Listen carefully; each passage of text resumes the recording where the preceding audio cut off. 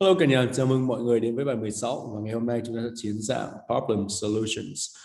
Nói chung với cái dạng này thì cái cách viết nó rất là straightforward. Để bài hỏi what are the problems hoặc là what are the difficulties, mình sẽ trả lời ở cái khổ thân bài số 1 luôn, đấy chính là đây là những cái problems, đây là những cái difficulties, đúng không? Và khổ sau mình sẽ viết về solutions. Đấy là cách giải quyết dễ nhất, đơn giản nhất. Và khi mọi người đưa ra problems, mọi người nên tư duy ở các tầng, ví dụ như thằng này ảnh hưởng đến cái chỗ này, đúng không? Ảnh hưởng đến người này, ảnh hưởng đến người kia, người khác nữa, ảnh hưởng đến tầng kinh tế, ảnh hưởng đến business, ảnh hưởng đến companies, ảnh hưởng đến environment, ảnh hưởng đến society, kinh tế các kiểu, đúng không? Mình sẽ chia theo tầng nhé. Bao giờ mọi người đi hết các tầng đấy cũng sẽ nhìn thấy hết tất cả các cái idea giải viết rất là dễ, tìm ra 2-3 cái để viết cho cái dạng này vô cùng dễ. Và đương nhiên khi mọi người đưa ra những cái problems như vậy rồi thì làm sao để giải quyết được chúng nó, đúng không? Thì mình phải đưa ra solutions. Thì thường ấy có những cái solutions mà nó rất là dễ để có thể viết được ấy. Đấy chính là mọi người có thể tìm về cái việc là chính phủ nên làm gì, đúng không? Rất dễ. Education nên làm gì, rất là dễ. Tầng con người thì những ai nên làm gì, ai khác nữa nên làm gì, đúng không? Nhưng có một cái thứ mà như kiểu để được điểm cao hẳn luôn cho cái dạng này, đấy chính là mọi người có thể discuss về cái solutions của mình. Nó có nghĩa là gì? Tức là khi mà mọi người đưa ra cái solution đấy, liệu rằng có cái gì cần phải làm trước để cái solution đấy nó có thể dễ triển khai hơn không? Ok, tức là mình bảo chính phủ nên làm cái này nên làm cái kia, hoặc là companies nên làm cái này nên làm cái kia, nhưng mà companies nó không muốn làm cái đấy tại vì nó không mang lại kinh tế, nó không mang lại hiệu quả kinh tế này, xong rồi mất tiền các thứ này, không có ai trợ giúp còn lâu chúng nó mới làm. Nhưng nếu chính phủ trợ giúp thì sao, đúng không? Đó, cái chỗ đấy là cái chỗ mà làm cho mọi người được ăn điểm tối đa 9 điểm cho phần hoàn thành nhiệm vụ của dạng problem solutions. Ok, mình đưa ra solutions, mình nhìn ra cái điểm yếu của cái solution của mình sẽ bảo cái thằng khác nào đấy chám vào để cho nó tốt hơn. Ok, make your solutions better. Ok, rồi chúng ta đi vào với cả bài mẫu luôn nhé. Đề bài: in many countries, in many developing countries, the standard of living in cities is much higher than in the countryside. What difficulties might a country face because of this situation? How can these difficulties be solved? Đề bài cái phần này mọi người paraphrase lại đơn giản thôi nhé. There's a little doubt that economic growth has led to a surge in living standards and levels of prosperity, particularly in urban areas. Surge có nghĩa là tăng mạnh. Prosperity là kiểu sự thịnh vượng, đúng không? Rất nhiều kinh tế. Particularly in urban areas, những cái nơi đô thị các kiểu đấy. The gap between the wealthier urban areas and poorer rural areas can pose many challenges to both villagers and the government. Mình đưa ra hai cái problems này. The solutions would lie in incentivizing people to stay in rural areas and making the countryside more attractive. Đó, bảo mọi người ở lại và làm cho cái này nó more attractive. Đấy là hai cái của mình, đưa thẳng luôn vấn đề và đưa thẳng luôn cái solution ra. Ok, thân bài mình chỉ cần nhắc lại hai cái đấy thôi là ok, làm rõ nó ra cái đấy là cái gì, đúng không? Sau đầu tiên, the gap between urban and rural areas in terms of the quality of life and living conditions can cause social and demographic instability. Social instability là cái sự bất ổn xã hội này, đây là bất ổn về cái mặt phân bổ dân số. Demographic, this gap is certain to lead to an influx of rural people moving to cities in search of employment and a better life. Influx là một cái luồng, một cái rất là nhiều người sẽ đi đến cái cities in search of là đi tìm employment, nghề nghiệp này và cái cuộc sống mới, because of the superiority, cái sự vượt trội về salaries, education, healthcare and other public services in these cities, đúng không? Vậy thì kết quả là gì? As a result, cities will become overcrowded and the countryside will be sparsely populated. Sparsely kiểu lác đác, rải rác ấy. Người ở cái countryside thì ít, còn cities thì bị đông quá. This could lead to higher levels of unemployment. Mọi người sẽ thấy đầu tiên vấn đề đầu tiên nhé, đấy chính là nó dẫn đến cái vấn đề này, dẫn vấn đề xa hơn, đúng không? Đấy chính là higher levels of unemployment and crime in urban areas. Thêm vấn đề tiếp, đúng không? While the countryside would suffer a lack of manual workers to maintain the agricultural sector. Thì nó liên quan đến crime, thì liên quan đến social instability, đúng không? Demographic là liên quan đến cái việc là ở đây thiếu người này, manual workers to maintain the agricultural sector. It is, of course, agriculture which feeds the entire population, tức là kiểu thiếu người để làm nông nghiệp mà nông nghiệp lại là cái sector mà feeds the entire population. Rất là tệ đúng không? Thì đây là những cái vấn đề chính. Mọi người chú ý cái phần solution này nhé. So here there are a number of policies which governments and those in power can introduce to alleviate the problems. Và chỗ này nên dùng là problems sẽ hay hơn này. The most immediate measure would be to offer incentives to those living in the countryside. For example, in the form of free education, healthcare, and lower taxes. Là mọi người sẽ thấy bảo mọi người đi đến the countryside mà sống đúng không? Nhưng phải làm gì để cho người ta đến đấy, incentivize bằng cách nào đúng không? For example, in the form of free education, mày đi về countryside đi, tao cho mày học miễn phí healthcare, giảm thuế, thu nhập các kiểu luôn, đúng không? Besides this, companies and factories should be encouraged to move to rural areas. Khi bọn này đi về đây thì sao, kết quả là gì đúng không? This would generate employment opportunities in these places, eliminating the need for young people to relocate, đúng không? Young people sẽ muốn relocate to cities because there are a lot of employment opportunities there. But what if there are a lot of employment opportunities in rural areas, right? They would not need to relocate anymore. So anyway, có thêm cái employment opportunities thì người ta sẽ không cần phải relocate, đúng không? Nhưng mà để làm được cái điều này thì phải như nào đúng không? Nghe vẻ ngon bảo companies and factories should be encouraged to move to rural areas. Encourage thì sao? Chúng ta có đi đâu? Đúng không? To this end, để làm được điều này mọi người nhớ cái đoạn này nhé. Đây là cái kiểu chốt chặn 9 điểm này cho phần hoàn thành nhiệm vụ. Okay? The government would need to improve the infrastructure of the countryside and subsidize education for young people to ensure that there is sufficient infrastructure and well-educated workforce in place to attract businesses. Đó. Nó phải có công nhân đúng không? Phải có đường xá, các kiểu giáo dục, xong rồi healthcare thì mới attract the businesses. Nên để làm điều này thì government phải improve những cái thứ này. Alright, đó, đây chính là cái ý mà mình bảo discuss your solutions, make it better, okay, make them better. So in conclusion, the yawning chasm, đây là cái sự kiểu khoảng cách rất là rộng, khoảng cách lớn đó. The yawning chasm between the standard of living in urban and rural areas can cause higher unemployment and crime rates in cities and a lack of workers in the countryside. Rất nhiều vấn đề đúng không? Higher unemployment này, crime rates này, xong rồi cities and in cities and a lack of workers in the countryside này, đúng không? Đây là ảnh hưởng đến social này, đây là ảnh hưởng đến cái demographic này, đúng không? So the answers would involve policies that incentivize villagers to stay and companies to relocate to less developed parts of the country, đúng không? Đây là những cái thứ mà chính phủ cần làm, hoặc là các cái policies cần phải được đưa ra để incentivize những cái tụi dân ở village ở đấy thôi, không đi đâu cả. Xong rồi companies phải được đi về đấy. Thì đây là cái chỗ mà rất là dễ được điểm cao này. Đương nhiên mọi người có thể đưa ra như này ok rồi, đúng không? Có ai đó mà như kiểu like finally làm thêm một cách nữa ở đây thì cái chỗ này này nó sẽ không được 9 điểm thôi. Nói chung là mọi người làm như vậy thì sẽ 8 điểm. Tối đa nhé, tối đa 8 điểm. Rõ ràng hay mà đúng không? Encourage to move ra đây này thì có employment opportunities này, thì người young people không cần phải relocate nữa. Hay mà đúng rồi, có được support các thứ đầy đủ đúng không? Nhưng nó không address all parts đúng không? Không kiểu fully address cái vấn đề này.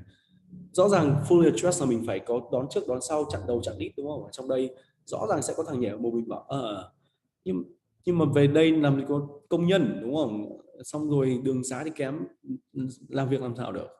Ok, nên mình phải có cái chặn đầu chặn đít ở đây. Chặn đầu chặn đít này phát là fully answer the question luôn, dễ được điểm cao luôn. Ok, thế tốt. Rồi mình sẽ cho mọi người xem cái cách discuss cái solution của mình trông nó sẽ như nào nhé.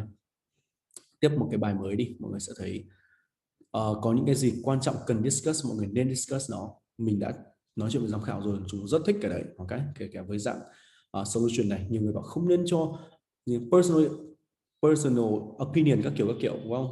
Đề bài hỏi mình mà. Ok. Anyway, so đề bài, the internet has transformed the way information is shared and consumed, but it has also created problems that did not exist before. What are the most serious problems associated with the internet and what are the possible solutions? Đúng không? Problems là gì? Solutions là gì? Liên quan đến the internet đúng không? Phrase đơn giản thôi.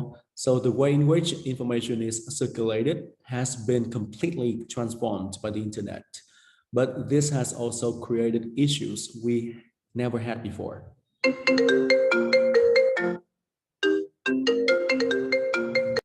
Well, đến đâu rồi nhỉ? Vừa rồi mình có một cái cuộc điện thoại. Nhưng mà anyway, probably chúng ta đến đây.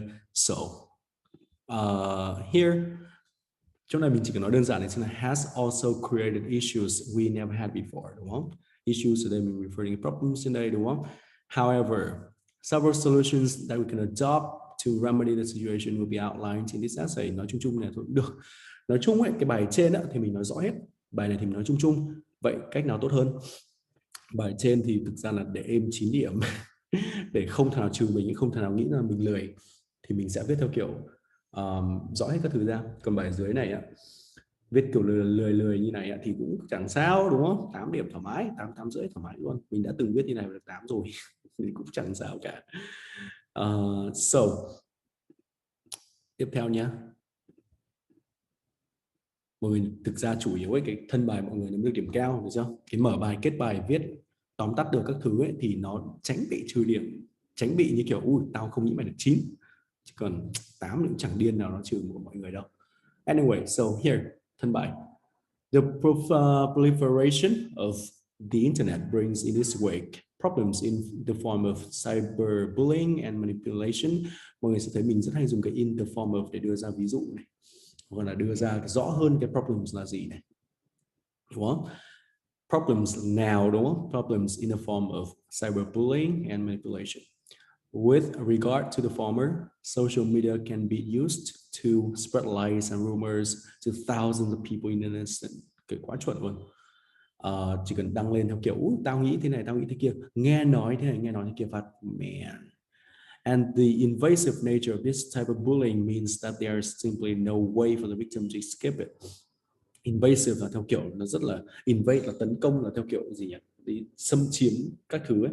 Invasive nature tức là kiểu nó xâm chiếm vào tất cả cái ngõ ngách trong cuộc sống của mình nhé, không chạy đi đâu được.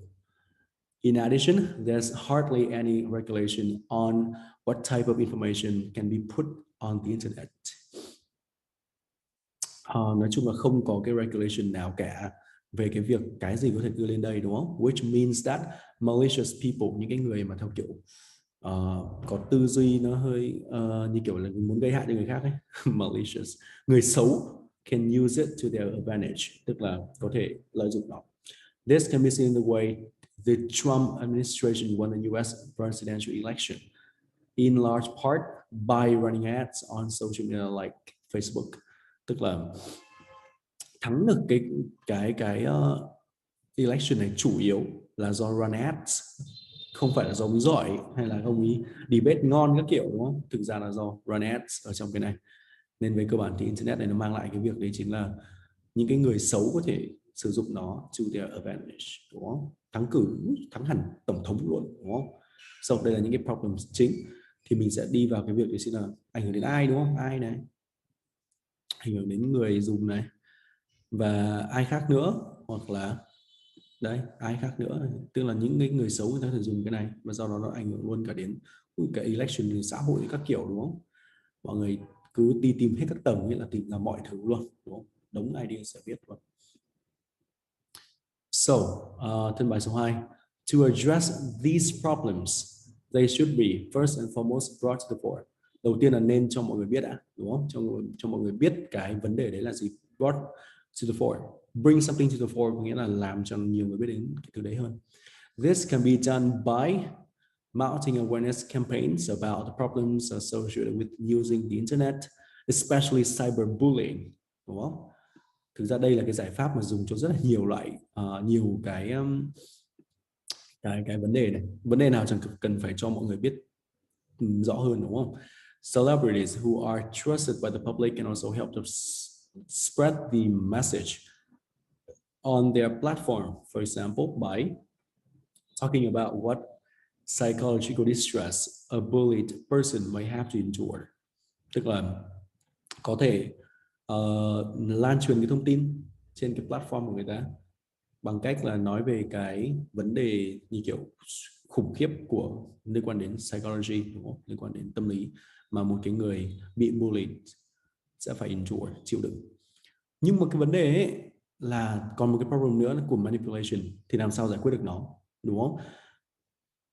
Actually với cái dạng này nếu mọi người không giải quyết được, nói là không giải quyết được tại vì vấn đề này, tại vì vấn đề kia. Ok, đây mình đã hỏi giám khảo rồi, giám khảo bảo yeah, thực ra có phải cái gì cũng giải quyết được đâu.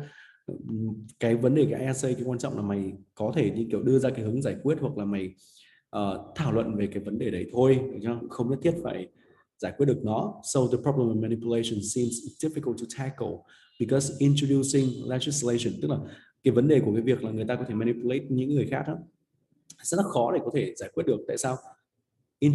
Introducing legislation, đưa ra luật để check the content of say social media posts and adverts is in itself a form of manipulation. Tức là chính cái việc đưa ra cái luật để check cái content này, tức là mày không được đăng cái này, mày không được đăng cái kia, nó cũng là một cái form of manipulation, đúng không? Bởi vì tại sao? Deciding what is illegal and is illegal is almost entirely subjective and tantamount to taking away the freedom of speech. Okay, not really, almost entirely, is often, đúng không? Is often nha, cho nó đỡ bị mạnh quá. Often subjective. What is illegal on the internet? On the internet, hoặc là what should be said, what should be allowed to say. What is illegal to say? Yeah, mình nghĩ này xịn nhất. What is illegal to say on the internet is often subjective and tantamount to taking away the freedom of speech. Chuẩn luôn. Thì mình nghĩ là chuẩn hẳn. Thì đâu có giải quyết được đâu, đúng không? Nghe vẻ là giải quyết ok bằng cách đấy chính là đưa ra các cái luật để check các cái content, bảo mày đăng những cái xấu như này, hoặc mày đang muốn manipulate người khác, đúng không? Tao sẽ chặn. Nhưng mình chặn cái đấy đi cũng là một cái cách mình đang manipulate những cái người đọc mà, đúng không? Để mày không đọc những cái này, mình không bị ảnh hưởng bởi cái tư duy này. Nhưng không bị ảnh hưởng tư duy này tức là mình muốn người ta ảnh hưởng đến tư duy khác. Tức là not good, đúng không? So, in conclusion, the fact that we now consume and share information almost exclusively on the internet has led to an increase in the number of incidents of cyberbullying, đúng không? And manipulation. And a viable measure would lie in awareness raising campaigns, tức là có một cách có thể làm được ấy, là lie in cái awareness raising campaigns. Nhưng it is decidedly difficult to address these conundrums holistically, giải quyết triệt để cái manipulation này. Trên đây mình bảo là đâu có làm được đâu, đúng không? Nên mọi người có thể discuss về nó, mình bảo nhé, cái này chẳng làm được tại vì như thế nào đấy. Ok, nên đây cũng là một cái cách hay, nhất là trong phòng thi lúc mà mình không nghĩ ra cái idea giải quyết như nào, giải quyết như nào, rất khó để giải quyết bởi vì thế này kia. Mọi người có thể nói như vậy. Ok, không nhất thiết có phải đưa ra một cái như kiểu solution rất là xịn. Mình đưa ra mình bảo rất khó giải quyết, bởi vì nếu đưa ra solution như này tức là mình có introduce một cái solution, đúng không? Nhưng nó không phải cách tốt. Mọi người hoàn toàn có thể discuss cái này, giám khảo actually rất là thích. Ok, nên anyway, so đây là cái thứ mà ý của mình ở trong cái solutions là make your solutions better, đúng không? Không make được cái solutions better, discuss them. Okay, tell the reader why these problems are impossible to solve. Okay, and then you get a high band score. So that's it. Anyway, guys, so that's it for our lesson today. Bye. Bye.